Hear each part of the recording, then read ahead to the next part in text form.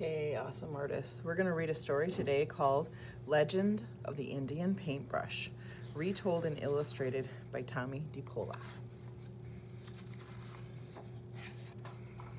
Legend of the Indian Paintbrush.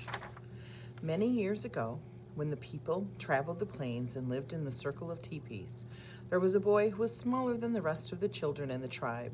No matter how hard he tried, he couldn't keep up with the other boys, who were always riding, shooting their bows, and wrestling to prove their strength. Sometimes his mother and father worried for him. But that boy was called Little Gopher, was not without a gift of his own. From an early age, he made toy warriors from scraps of leather and pieces of wood, and he loved to decorate smooth stones with red juices from berries he found in the hills. The wise shaman of the tribe understood that Little Gopher had a gift that was special. "Do not struggle, Little Gopher. Your path will not be the same as others. You will grow to be they will grow to be warriors. Your place among the people will be remembered for a different reason." In a few years, when Little Gopher was older, he went out to the hills alone to think about becoming a man, for this was the custom of the tribe. And it was there a dream vision came to him. The sky filled with clouds, and out of them came a young Indian maiden and an old grandfather. She rolled up an animal skin, and he carried a paintbrush made from fine animal hairs and pots of paint. The grandfather spoke, "My son, these are the tools by which you shall become great among your people. You will paint pictures of deeds of warriors and visions of shaman, and the people shall see them and remember them forever." The maiden unrolled the pure white buckskin and placed it on the ground. "Find a buckskin as white as this," she told him. "Keep it, and one day you will paint a picture that is pure as the colors in the evening sky." As she finished speaking, the clouds cleared, and the sunset of great beauty filled the sky. Little Gopher looked at the white buckskin, and on it he saw colors as beautiful and bright as those by the setting sun.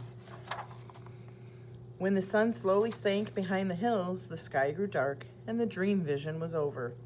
Little Gopher returned to the circle of the people.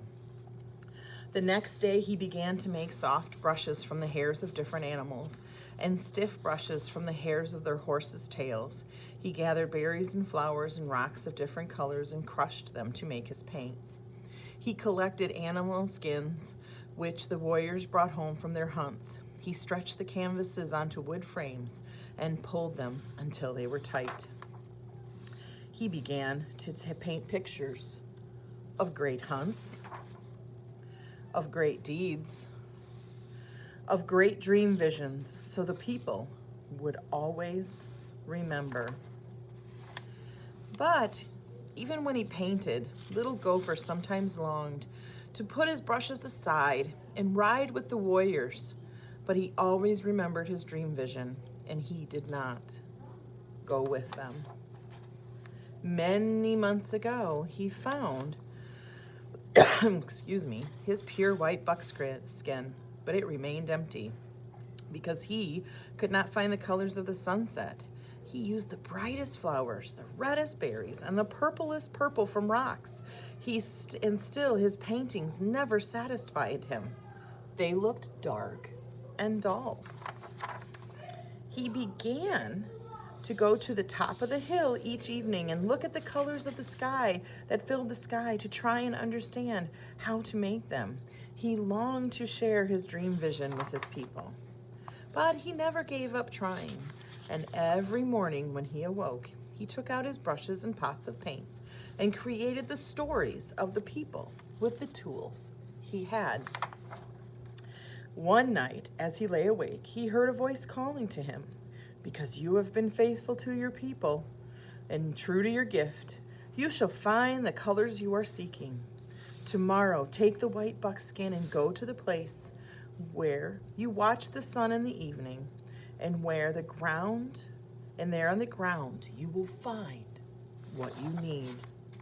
That evening, as the sun began to go down, Little Gopher put aside his brushes and went to the top of the hill.